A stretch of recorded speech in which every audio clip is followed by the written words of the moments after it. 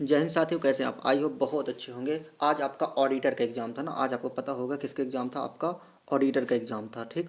और इस ये यूपी ट्रिपल सी के द्वारा करवाया जाता है 5 जनवरी 2024 को। तो इसमें बात करने वाले हैं कंप्यूटर के प्रश्नों को। वैसे हालांकि हमने इनको पढ़ा भी था, तो आपको फिर भी कुछ चीज़ों की चर्चा कर लेते हैं। इनके सही आंसर क्या हैं तो आप लोग मिला सकते हैं। तो देखिए, पहला 13 नंबर का क्वेश्चन है। हमारे पास सेट क्या था इससे मतलब नहीं है, आपके हमारे क्वेश्चन आपको मिला लेने हैं, ठीक। तो 13 नंबर क्वेश्चन है कि एक प्रणाली है जिसका उपयोग कंप्यूटर, एक प्रणाली जो आपकी है क्या है, एक प्रणाली है। इसमें चेक कर लेते हैं, यही क्वेश्चन है, ठीक। हाँ, यहीं तक आपका एक प्रणाली है जिसका उपयोग कंप्यूटर द्वारा डेटा के व्यवस्थित भंडारण को प्राप्त करने के लिए किया जाता है। तो super computer, binary code system, यानी देखो आपका इसका राइट आंसर क्या हो जाएगा, बी नंबर हो जाएगा, बाइनरी कोड सिस्टम। यानी आपको को BCS कहते हैं ना, BCS बाइनरी कोड सिस्टम, ठीक है। तो ये बाइनरी कोड प्रणाली जो होती है, इसी के द्वारा डेटा को सुरक्षित रखा जाता है कंप्यूटर के अंतर्गत, ठीक। अगला क्वेश्चन था आपका यहाँ पे, अगला क्वेश्चन है यहाँ पे RTGS क्या है आपका, अगला क्वेश्चन है यहाँ पे आपका RTGS। RTGS का मतलब क्या है? तो रियल टाइम ग्रॉस सिस्टम, ये भी नहीं है आपका रियल टाइम ग्रॉस सेटलमेंट। तो राइट आंसर क्या हो जाएगा, रियल टाइम ग्रॉस सेटलमेंट। इसका राइट आंसर हो जाता है रियल टाइम ग्रॉस सेटलमेंट, ठीक। तो इसका बी नंबर राइट आंसर हो जाएगा। 45 आपका इसका ये बी नंबर हो जाएगा, RTGS का फुल फॉर्म, ठीक है। अगला सवाल आपका है कि इंटरनेट प्रौद्योगिकी की सहायता से इलेक्ट्रॉनिक रूप से व्यापार करने का क्या तरीका है। नहीं, आपका स्पेस दे रखा है, तो यहाँ पे स्पेस में आपको ब्लैंक में भरना था। तो देखो आपका ई कॉमर्स क्या होता है, इसका राइट आंसर क्या हो जाए, ई कॉमर्स इंटरनेट प्रौद्योगिकी की सहायता से इलेक्ट्रॉनिक रूप से व्यापार करने की एक अच्छा तरीका होता है, जिसको हम ई कॉमर्स बोलते हैं। जैसे ऑनलाइन बिजनेस करना, बेचना, सामान खरीदना, ये सब चीज़ें क्या कहलाती हैं, आपका ई कॉमर्स कहलाता है, ठीक।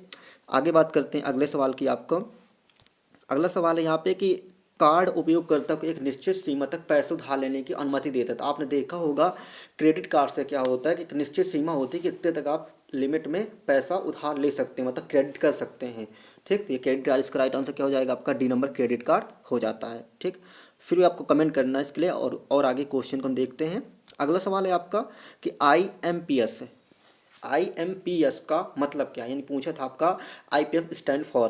तो आपका इंटरमीडिया पेमेंट सेफ, या intermediate policy service, immediate polity service, या इमीडिएट पेमेंट सर्विस, या इंटरमीडिएट पेमेंट सर्विस, इनमें से कोई नहीं। तो देखो यहाँ पे क्या है, IMPS की बात कर रहा, तो इसमें हो जाएगा इमीडिएट पेमेंट, इमीडिएट पॉलिसी हो जाएगा आपका, क्या हो जाएगा, इमीडिएट पॉलिसी सर्विस। तो यहाँ पे इसलिए एक चीज़ इसमें ये भी है कि पेमेंट भी आ रहा है, तो इसमें हम क्या देखें कि इमीडिएट पेमेंट सर्विस देखें, क्योंकि इसका राइट आंसर क्या हो जाएगा, सी नंबर हो जाएगा। क्योंकि यहाँ पे इमीडिएट सर्विस से दो बार कंफ्यूज हो रहे थे, तो इसमें काफ़ी लोगों का गलत भी होगा, तो इसको आपको ध्यान रखना। तो इसका क्या हो जाएगा, इमीडिएट पेमेंट सर्विस, ठीक। अगला सवाल देखते हैं। अगला सवाल क्या है आपके यहाँ पे कि कंप्यूटर की मूल भाषा क्या है। तो ये सभी लोगों को पता है, कंप्यूटर की मूल भाषा मशीनी लेवल भाषा होती है, असेंबली लो लेवल लैंग्वेज के अंतर्गत आ जाती है। तो मशीनी लैंग्वेज क्या होती है, कंप्यूटर की लैंग्वेज होती है। अगला सवाल है यहाँ पर कि निम्नलिखित में से कौन सा गवर्नमेंट ई गवर्नमेंट नहीं है। B2B यानी business to business, government to business, government to government, या गवर्नमेंट टू सिटीजन। तो गवर्नमेंट टू बिजनेस, तो जहाँ पे गवर्नमेंट है ही नहीं वहाँ पे तो क्या हो जाएगा, वही इसका राइट आंसर हो जाएगा। तो आई होप सभी लोगों ने सही किया होगा। B2B, ऐसे कई भी सारे प्रश्न हमने PDF में भी दिए थे। तो B2B क्या है, बिजनेस टू बिजनेस है। ये थोक या प्राइवेटाइजेशन पर होता है, थोक या फुटकर के तौर पर जैसे भी आप बेचते हो, तो ये गवर्नमेंट के अंतर्गत नहीं आता है, ठीक। अगला सवाल है कि मानव जैसे दिखने वाले रोबोट को कहा जाता है। तो मानव जैसे दिखने वाले रोबोट को क्या कहा जाता है, हेड रोबोट, या फिर पर्सोनिट्स, या ह्यूमनाइट्स, या पैर वाले रोबोट। तो देखो, तो यहाँ पे इसका राइट आंसर क्या हो जाएगा, ह्यूमनाइट्स रोबोट। यहाँ से हम ज़्यादा डिस्कस नहीं करेंगे, क्योंकि आपका कम समय में आपके सभी प्रश्नों को करना है। वैसे तो प्रश्न 15 आते हैं, लेकिन इसमें काफ़ी सारे प्रश्नों को छांट दिया, तो उसमें कोई दिक्कत नहीं है, तो उसको सभी करेंगे। जो सभी आज के पेपर्स ही है, तो आप इसके स्क्रीनशॉट भी देख सकते हैं, इसलिए टाइप नहीं करवाए गए।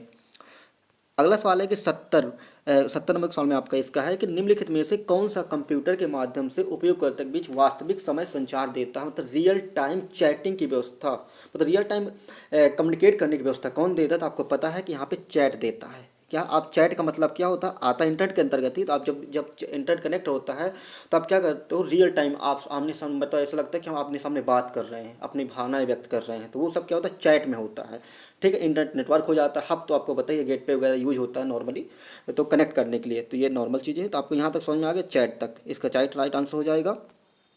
अगला सवाल है, निम्नलिखित में से कौन सी एक भौतिक चीज है जो इथरनेट या किसी तार पर दिखाई देती है।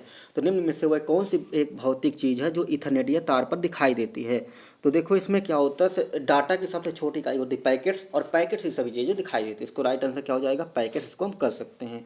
ठीक, अगला सवाल देखते हैं यहाँ पे आपका, कंप्यूटर सुरक्षा में सेंध लगाने का कार्य कौन करता है। मतलब आपका यहाँ पे कंप्यूटर को सिक्योरिटी को नुकसान कौन पहुँचाता है, तो वहाँ को पहुँचाता है आपका ईमेल। तो आपको पता है नॉर्मल कम्युनिकेट करने के लिए हो जाता है इंटरनेट मैसेज, और वायरस आपको पता नुकसान पहुँचाता है, स्पैम आपको पता अनचाही ईमेल वगैरह हो जाते हैं, अनचाही मैसेज।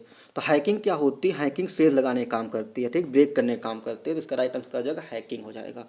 ठीक, अगला सवाल की बात करते हैं आपका, अंकगणितीय से आपका संचालन और तार्किक संचालन के लिए यूज होते हैं। तो आपको बताया था कि सीपीयू के दो पार्ट्स मुख्य होते हैं, दो, लेकिन तीन पढ़े जाते हैं। तो मुख्य कौन से होते हैं, एएलयू सीयू होता है, सीयू करता है कंट्रोल करने का, और एएलयू करता है अर्थमेटिक और लॉजिकल सवाल या फिर ऐसे तथ्यों को सॉल्व करने का। ठीक, तो इसका राइट आंसर क्या हो जाएगा, सी नंबर इसका राइट आंसर हो जाएगा।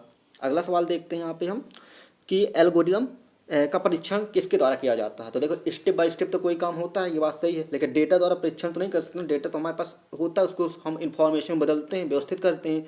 तो प्रोसेस के द्वारा परीक्षण किया जाता है। एल्गोरिदम को एक स्टेप बाय स्टेप, एक प्रोसेस मतलब एक ऐसा प्रक्रिया होती है जिसके द्वारा यह काम किया जाता है। ठीक, अगला सवाल देखते हैं यहाँ पे आपका कि पेस्ट के लिए शॉर्टकट क्या है। तो ये तो सब लोगों ने कर लिया होगा, इतना सिंपल आ जाए। कंट्रोल वी होता है ना पेस्ट करने के लिए, कंट्रोल बी होता है पेस्ट करने के लिए, कंट्रोल ई होता है आपका ये होता है सेंटर अलाइन करने के लिए, कंट्रोल एक्स होता है कट करने के लिए, और कंट्रोल एफ होता है आपका फाइंड करने के लिए। ठीक, आगे देखते हैं। अगला सवाल है आपका कि डीएनएस का मतलब क्या है। इसको हम जब डीएनएस डोमिनेंस सिस्टम पढ़ा रहे थे ना, तो आपको इसमें लिखाया भी था, बताया था कि पूछता भी है। तो डीएनएस का मतलब क्या होता है, डोमेन नेम सिस्टम। कहीं लिखा, ये आपका डोमेन नेम सिस्टम, आपका इसका राइट आंसर हो जाएगा। ठीक, अगला सवाल देखते हैं आपका यहाँ पे, कंप्यूटर का जनक किसे कहा जाता है। तो कंप्यूटर के जनक क्या सभी लोग जानते हैं कि चार्ल्स बेबेज को कहा जाता है। यदि आधुनिक कंप्यूटर की बात करें तो एलन ट्यूरिंग को या जॉन वन न्यूमन को कह देते हैं। ब्लेज पास्कल को 1642 में बनाया था। ठीक, आगे बात करते हैं आपका, अगला सवाल है आपका यहाँ पे कि पीसीआई का मतलब क्या होता है। अभी पीसीआई का मतलब क्या होता है, तो देखो पीसीआई का सिंपल मतलब पेरीफेरल कम्युनिकेशन इंटरफेस, ये भी नहीं होगा आपका peripheral communication interconnect, peripheral component interface या पेरीफेरल कार्पोनेट इंटरकनेक्ट होगा। तो देखो पेरीफेरल कार्पोनेट इंटरकनेक्ट इसका राइट आंसर हो जाएगा। तो डी नंबर इसका राइट आंसर हो जाएगा। ठीक, क्या हो जाएगा, कार्पोनेट इंटरकनेक्ट। अगला सवाल देखते हैं, इसके साथ हम फुल फॉर्म भी भेजे रहे होंगे, आपने देखा होगा। आगे बात करते हैं यहाँ पे कि आधार डेटाबेस के माध्यम से पहचान और प्रमाणीकरण के साथ किया गया भुगतान क्या कहलाता है। जब आप लोग आधार के माध्यम से वह करते वेरिफिकेशन करते हो, हम यहाँ पेमेंट कर रहे हैं, हमारी इच्छा है, तो वो आपका क्या कहलाता है। तो उसको हम लोग यहाँ पे बोलते हैं AEPH। ठीक, क्या बोलते हैं, AEPH बोलते हैं। इसका राइट आंसर क्या हो जाएगा, AEPH बोलते हैं। ठीक, आगे बात करते हैं। अगला सवाल आपका क्या कह रहा है यहाँ पे, देखो निष्पादन प्रोग्राम को कहा जाता है, निष्पादन प्रोग्राम को प्रोसेसिंग कहा जाएगा ना। निष्पादन का मतलब क्या होता है, प्रोसेसिंग होता है, राइट, प्रोसेसिंग होता है। तो जब प्रोसेस काम होता है तब इसको निष्पादित बोलते हैं। निष्पादन प्रोग्राम को क्या कहा जाता है, वैसे देखो फंक्शन तो हम नहीं बोल सकते ना, इसमें एरर नहीं बोल सकते। जब काम हो रहा होता है उसको प्रोसेस ही बोलते हैं ना। ठीक, अगला सवाल आपका, बस इतने ही सवाल थे शायद आपके, चलो इतने ही सवाल थे आपके। ये सवाल कैसे रहे आपको बताना है, ऐसे सवाल थे, इनमें कोई डाउट्स हो आप मैसेज करिएगा। और आपको पता है कि टेलीग्राम में आप @com सर या @PSPG पर मैसेज करिए तो आपसे कनेक्ट हुआ जा सकता है आसानी से। ठीक है, मिलते हैं फिर नेक्स्ट, धन्यवाद।